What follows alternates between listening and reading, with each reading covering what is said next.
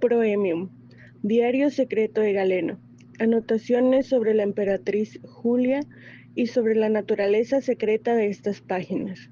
Roma, 950 Av Urbe Condita.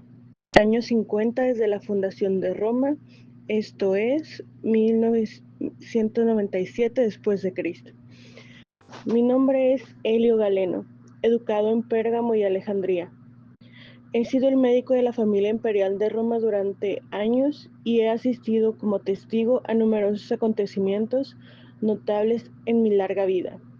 Así, a modo de ejemplo, puedo mencionar que he presenciado la caída de una estirpe de emperadores y el ascenso de otra. También he acompañado a las legiones de Roma a varias campañas contra los bárbaros, ya fuera en el norte, más allá del Rin o el Danubio, o en las remotas tierras de Oriente. He vivido dos cruentas guerras civiles, mucha sangre derramada en combates en los anfiteatros de medio mundo y en infinidad de campos de batalla. Por fin, seguramente la más terrible de mis experiencias, he asistido a los devastadores efectos de la peste. Muchos son, pues, los sucesos de renombre que he presenciado en mi existencia. Entiendo que los historiadores oficiales del imperio y otros que se ocupan del recuerdo de lo que acontece en la existencia de los hombres tomarán debida cuenta de cada uno de sus eventos, quedando de ese modo todos ellos convenientemente reflejados por escrito para la posteridad. Pero siempre me salta una duda.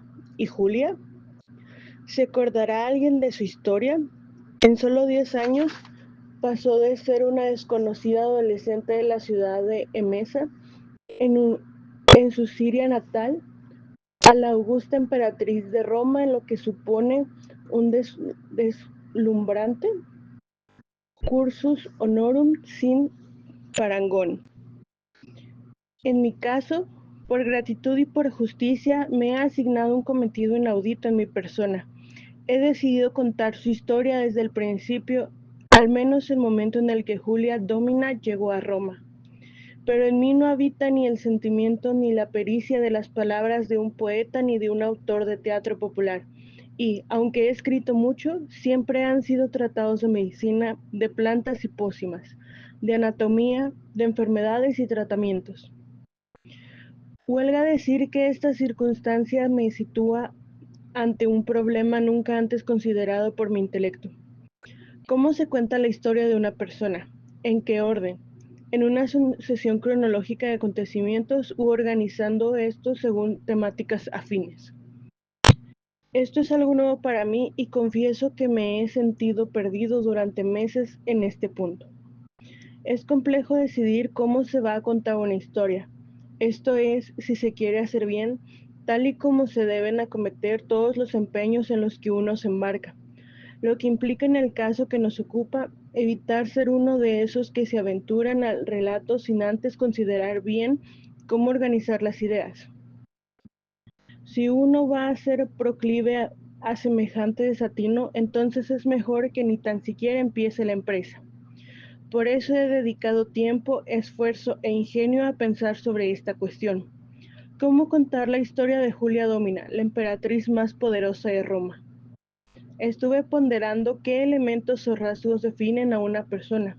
Unos dicen que su carácter, que tan relacionado está con los humores y su salud. Pero estas características técnicas son las que nos interesan a los médicos. Yo no escribo ahora esta historia para otros cirujanos. A ellos les dejo mis manuales y tratados del arte de Asclepio, detallados y extensos, limitados también.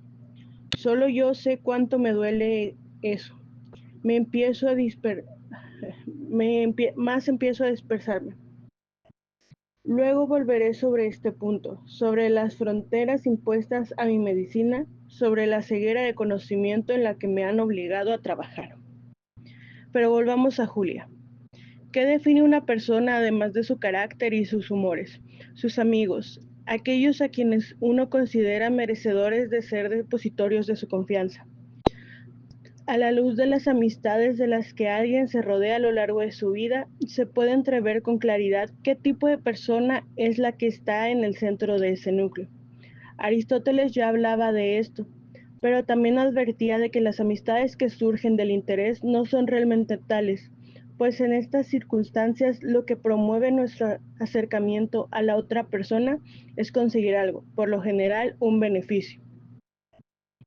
De esta forma, en el caso de una emperatriz tan poderosa como la Augusta Julia, si bien podemos encontrar alrededor de ella un círculo cercano de amistades en el que yo mismo me incluyo, cabe también preguntarse quién de nosotros se ha acercado a la emperatriz solo por auténtica amistad sin perseguir un privilegio, un regalo, una ayuda.